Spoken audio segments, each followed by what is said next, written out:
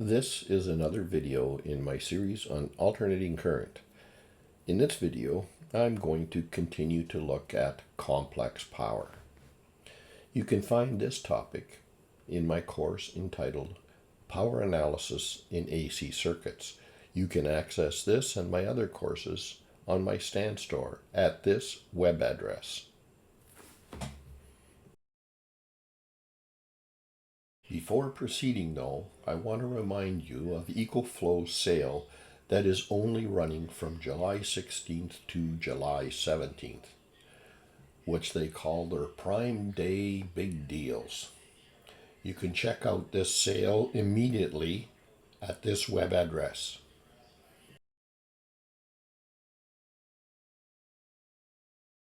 Let's consider again a reactance and a resistance in series with an AC voltage source. And now let's lower the resistance to 0. That means the voltage drop across the reactance will equal the source voltage. And of course, the current through the reactance will be the circuit current because it's a series circuit. And the impedance Z will be the reactance JX. And finally, the complex power will be exactly the reactive power. This all means the reactive component of power, or the VAR component Q, is going to be the voltage drop across the reactance times the current conjugate. And the VAR component Q is also equal to the magnitude of the current squared times the reactive component of the impedance.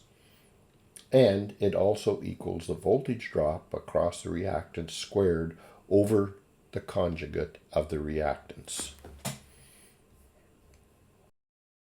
This video is part of my electrical technical information series. Be sure and stay tuned, as I will also from time to time be reviewing electrical products that in my opinion are worthy of paying attention to.